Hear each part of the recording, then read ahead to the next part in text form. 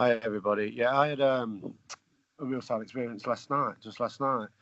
It was it was kind of awesome, and it was also very weird as well because I was thinking to myself yesterday afternoon about the real sad experiences that I've had, and I was like trying to compare them with what I've heard from like what Kevin's had. I was listening to the Skypes and that, and it was very similar. It was like an adventurous one. It was really good. I don't know what it meant. It was, but I'll explain it now. It was basically um, I was sang New Year. Got my head down, and then I was in like this. I can describe it. It was like a maze. I didn't really get an overview of it, but it was a maze. But it was like it was it was uh, there was a stench about it, horrible stench. The only thing I can compare the stench to is like I have experienced the smell. I know what it is, and it was like death. It was awful, and it was like a mechanical, metal, biological maze moving. It was and I was in it, and there was no light in it, and obviously I had to make my way through it, and it kept moving. On the floor was like, I mean, it was gross. It was like tubes of slime and sludge, and it was just gross, and you could smell it, and it was pretty disgusting, and the walls were as well. But it wasn't like it was living, but it was like it was metal, and it was like parts of it were metal and parts of it weren't. Part of it was like biological, and it was really gross. But I had to get through it, but like it kept moving. Like the parts of the maze kept moving. Like I get to one bit and it'd be open and then it'd close off and I'd have to turn around and go another way. And it was like that. But then I heard the new sound really faint, really faint, and and it was faint, but I could hear it, and I was like I was following it, and I was like I heard something. I noticed something behind me, and it didn't have no top on, but I couldn't make it to the top of the walls of the maze. It was just too slippery. I just couldn't get up them. It was horrible, but like there was something. I felt something behind me, and I looked behind me, and it was like there was like these green light eyes thing come on, and it was like it was like a spider robot or something like that. There was a few of them, and there was about 100 yards behind me before I noticed him, and I just run, and I'm running, and they're behind me, and they're behind me, and I get to this I get to like a dead end, and they're nearly on me, and proper scared. It was one nice experience, and I got pulled. I got pulled. I don't know what by. I got pulled through the wall. There was like a wall where it was solid, but I was pulled through it, and I was pulled into this other room, and it was like a cave in this room. It was dead small though, and that was the same. There was no in there, and it was dark, but in the in the bottom, like it was like I was like low down. I was pulled down. I was sat down, and I was like, there was no room above me. It was just like this dank little hole. But it was like all wet on the walls and the bottom, and I could hear like a water running, but I couldn't see anything. But like I was feeling around, and I felt like this. It was like a matchbox, and it was like a really little box what you used to keep matches in, and I I pushed it open, and it was just light, and all of a sudden, automatically, as soon as I pushed the box open, it was just light, and then from there, I wasn't in the room no more. I got pulled again. I got pulled out of the room, and then I was on a wave. I was on the wave, and then I don't know what happened, but the sea was it was rough, but I was on a wave, and it was moving fast, really fast. And then the next thing I remember, I was on the shore of this desert island, and I was clutching like this like a treasure chest, and I was on top of it. I was like spread eagled on top of it, but it was on top of the sand, and it was like vibrating, and I opened it up, and it was like light, the same light what was in the little box in the cave, and it was like just massive light, and it was just I shut the lid dead quick again, and then I heard the new sound, like dead faint again, and it was away in the distance, and then I just woke up, and that was my experience last night. That's what happened, and yeah. Anyone got any ideas? It's amazing you made it back, Pearce. I know. it was unbelievable. It was yeah. Well, I did make it back. Yeah, and it was how can we call it? How can we call it? Oh, clear as a bell. Yeah, it's fantastic because I was just thinking yesterday. I was like listening to the Skype, and I thought, well, man, I don't get in on these experiences where I'm like having adventures and stuff, and then just that happened last night, and it was like, yeah, unbelievable. And I can't wait to tell everyone today what had happened. Yeah, it was awesome. It was amazing. It was amazing. It's so real. It was unbelievable. It was unbelievable. Yeah. Well, you're seeing what creation is like, and the world is like, etc. There's the maze, and it's not what people think it is. It's a lot worse because they just look at their fabricated surface world in their mind and all of creation. There's a lot bigger picture too. So again, it's not realizing how creation has become, how things have been created. We're seeing it, we're in it. And the life that we have on Earth here that we see with our physical eyes, that is the front. That's all that is. It's the front. It's not the reality. And you're experiencing it in certain ways. But again, yes, you found the treasure, and that is the new you, the real connection. And so as you keep up with that, it gets better and better. That's the real treasure. That's it's more than the light. Okay, so the light is the first part, but you're seeing the reflective light at first, which is the knowledge. You need to have that. Okay, but then to get to the real light is a recognition, etc. But you go through this process, but you've come to the treasure. So you see the process that you went through. Yeah, it's hell and high water. Now you got this comparison. Gee, do I want to stay stuck here? Do I want to focus on what's real? You see, should motivate you. Yeah, I was just walking my dogs. Not yesterday, and the day before, and I was just start singing New Year, and I was doing that. I was making comparisons and that, and yeah, and I'd done that, and it was like I listened to the material, I listened to the Skypes, and I read what you say, and I listen to all the stuff, and yeah, it's very real. I just made a comparison. It was and I was thought yesterday I had a train go past, big train carrying a load of engines, and then I just listening, just automatically I compared it. I thought and I compared it to the bird song. And there is no comparison when you do that, There's no comparison. So, yeah, it's brilliant. Yeah, fantastic. The new year, the new presentation, the awareness it gives you. It's, brilliant. But, yeah, I love it. Yeah, roll on with the next adventure. And I ain't got anything else to share today. Thanks, Kevin. Thank you, Dwayne.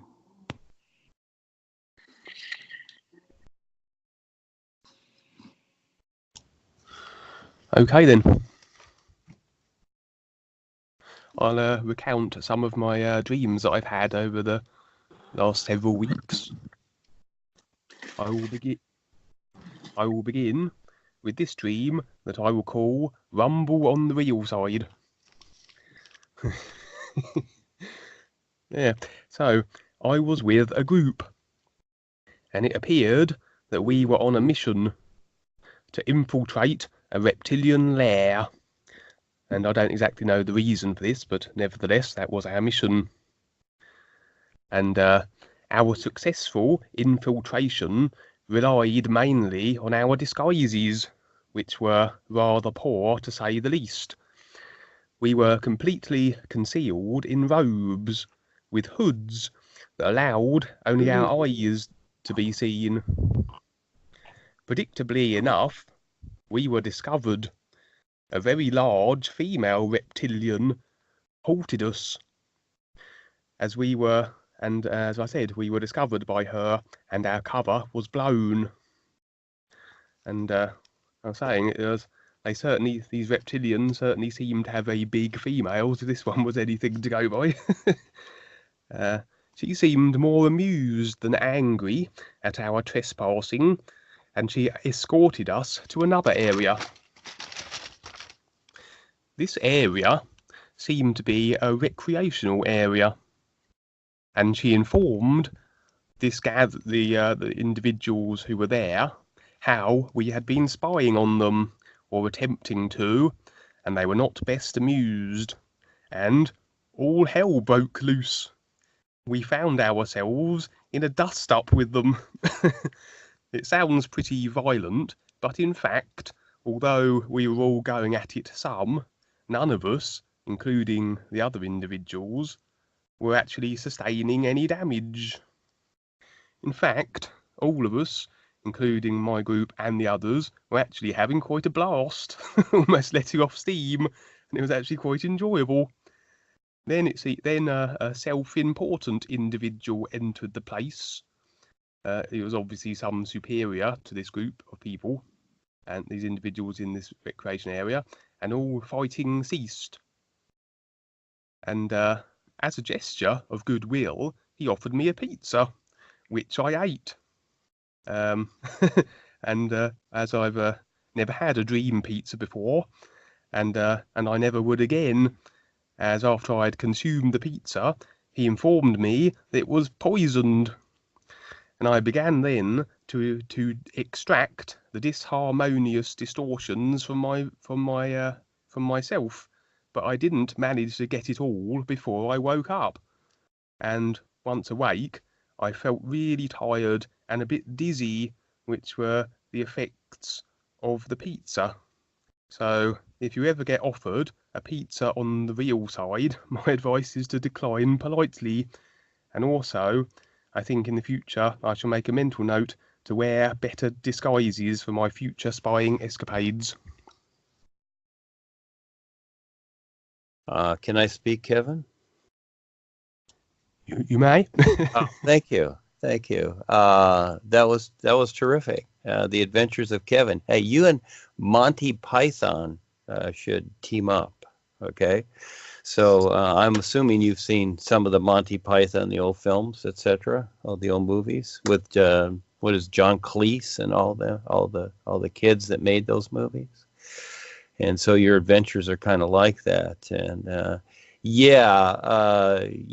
so they got you with something that tantalized you, and then all of a sudden they tell you it's poisoned. Again, it's but that's cool. That's cool. It's all a wake up. But you're doing great. Good for you. You're going for it. And yeah, the disguises. You're dealing with the reptilians here. They're the master of disguises. And so when they see others trying to disguise themselves, it's a chuckle to them. That's where you came to that lady, and she kind of laughed. It's like, oh, you're a bunch of kids with newspapers around you, thinking that we won't notice you. You see, but we already know that they spy on all of us and they know everything we're doing, you see, but it's okay. It's part of it. So you got to try and do something. You got to talk to Val. Val has some good disguises.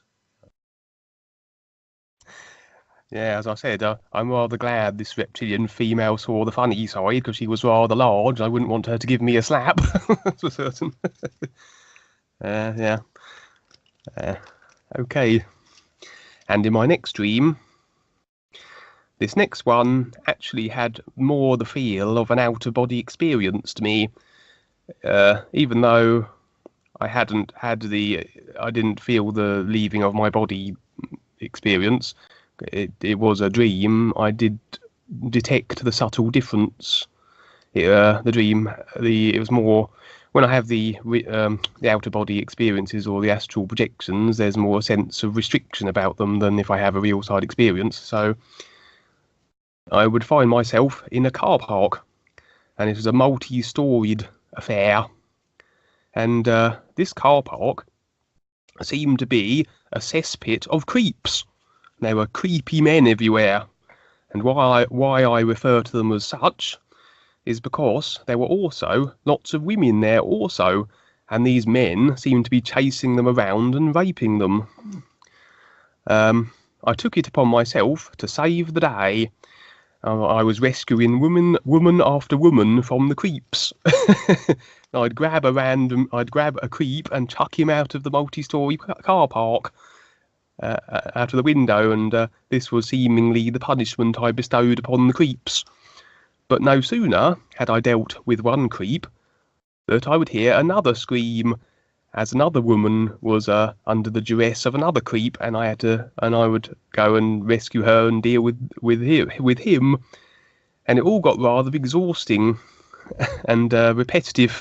And in the end, I woke up, and I took this as a possible demonstration of the futility of trying to fix creation. Maybe trying to go against the free will of what others are deciding is never a win-win situation. So did the girls that you rescued, were they grateful? I don't honestly remember that part of it. All I remember was rescuing them, and then I would hear another scream, then I'd be off again to try and rescue somebody else. And I was utilising these. I was sort of utilising sort of these sort of superpowers where I was sort of flying around, and so it was certainly an easier way to move around than walking, I suppose. But no, I don't remember how they responded at all, to be honest. Maybe it was all just some sort of setup or something.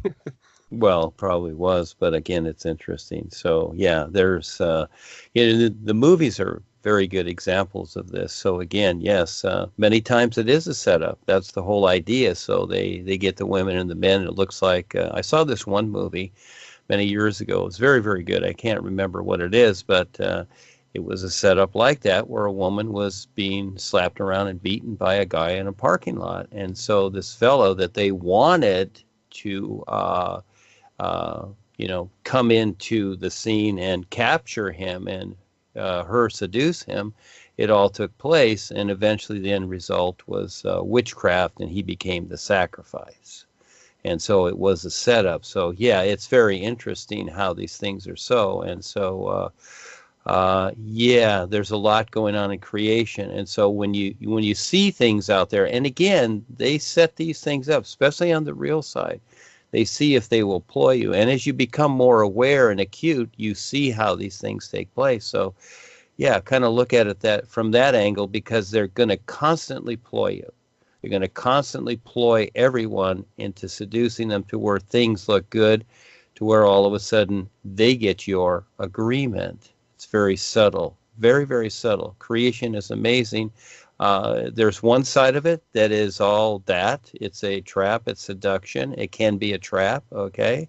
It's not that it's good or bad, but then there's the other side of it where you need it to get a better view of what is real, because it takes a lot to really accomplish this view. And then from there, how it becomes endless. So yes, look at it from many different angles. How would it be so? How would it be if you were the women, etc., and someone like you was coming along? Whatever, every view, you see, of the experience. I always see it from the other person's viewpoint instead of that personal, getting out of that personal view, because remember, you've created that personal view, and that personal view that you hang on to and that you act out every day. Who is that? You see, that's just a creation. And what does that have to do with the whole of life? So you've got a lot going on there, don't you? But you're cool how you explain this and present it, Kevin. It's really good. You could be bigger than David Icke. I know you could. Yes, thank you. Yeah, it was interesting how also, if, as it seems to be, it was a setup through an astral projection as well, as opposed to a real side experience. So it's almost indicating that the added sort of danger, I suppose, of doing astral projections, even inadvertently, sort of thing. Possibly they can trap you more readily by doing those. Well, again, you're going to know your situation just like that. Your real awareness is going to kick in. And so this sometimes is where you have, certain attitudes or whatever in the experiences, and you wonder why, why did I have that attitude? Well, that's many times your real awareness kicking in from the personal self. So both parts are there. And this is where you as you take the time to become more aware, because it's your life, and if you want to go with the duh system that's been created, or the part that you've created with yourself, go for it. But as you take the time to become more aware, well, the personal self starts to blend in with the real awareness. You see, they go back and forth, you see, because you're still here and you need this experience to a certain point to where you don't need it. You see, then just like anything, like as we've grown up since youth and when we were young and we had certain ideas and lifestyle and went through the things we did, well, those things have just kind of fallen away, haven't they? Yes, gradually fallen away. But this is where you decide your adventure, how to get through it or whatever. And it's just like a person going to school or joining the military. They're going to decide how they're going to get through it. And this is your life. You decide how to get through it. But it's great. I see you, and I like your voice and your mannerism, how you present this. It's really cool. And I could see to where, you know, as you put this together, I really suggest, and you're probably already doing it, really start your own radio show over there in UK, anything that you can, even if you got to pay for it. Just start to become popular, because you can share these experiences and have a lot of fun, because there's a lot of people having them, but they don't understand what's going on. But you narrate these things very, very well. Yes, thank you. Okay, thank you for that.